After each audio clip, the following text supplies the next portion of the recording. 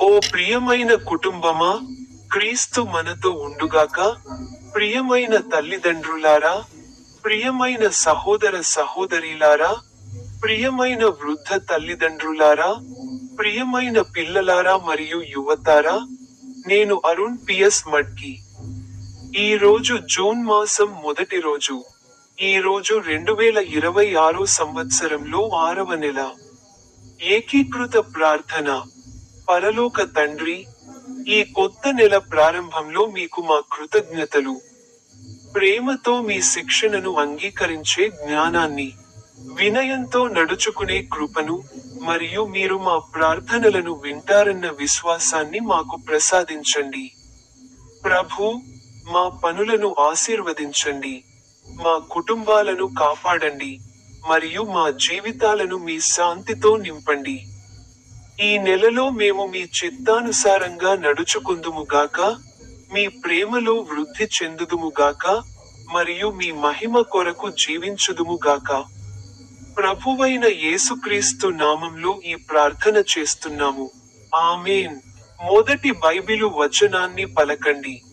సామెతలు 3వ అధ్యాయము 11 మరియు 12 వచనాలు. నా కుమారుడా, యెహోవా శిక్ష నుండి తొలగిపోవద్దు. ఆయన నిన్ను గద్దించినప్పుడు అభ్యంతరపడవద్దు. తండ్రి తన ప్రియకుమారుని గద్దించినట్లు, యెహోవా తాను ప్రేమించువారిని గద్దిస్తాడు. అర్థం: దేవుని శిక్ష ఆయన ప్రేమకు సూచన. ఆయన మనలను శిక్షించడానికి కాదు, సరైన మార్గంలో నడిపించడానికి సరిదిద్దుతాడు. అనువాదం: ప్రభూ, నీ ప్రేమలో నన్ను నడిపించు. అభ్యర్థన: ప్రభూ, నీవు నన్ను సరిదిద్దినప్పుడు, నీ చిత్తాన్ని నేను గ్రహించేలా చేయి. ప్రార్థన: ప్రభూ, ప్రేమగల తండ్రి, నీ మార్గదర్శకత్వాన్ని అంగీకరించే వినయ హృదయాన్ని నాకు దయచేయుము. సత్య నీతి మార్గంలో నడవడానికి నాకు నేర్పించు. ఆమేన్. ప్రార్థన చేద్దాం.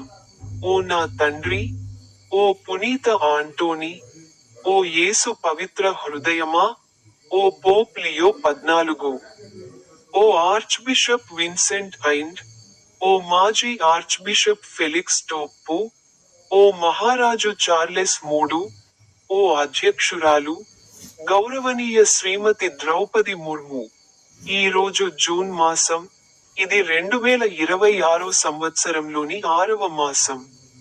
ఓ ప్రభూ, ఈ మాసం అంతటా ప్రతి కీడు, ప్రతి శోధన, మరియు ప్రతి ప్రమాదం నుండి మమ్మల్ని రక్షించు. నీ సన్నిధి మాతో నిలిచియుండునుగాక, మరియు మేము నీ వెలుగులో నడుస్తూనే ఉందుముగాక. ఓ సర్వోన్నత తండ్రి, మా జీవితాలను, మా పనిని, మరియు ఈ మాసం అంతటినీ నీ చేతులకు అప్పగిస్తున్నాము. ప్రభువైన యేసుక్రీస్తు నామంలో ఈ చివరి ప్రార్థనను సమర్పిస్తున్నాము. ఆమేన్.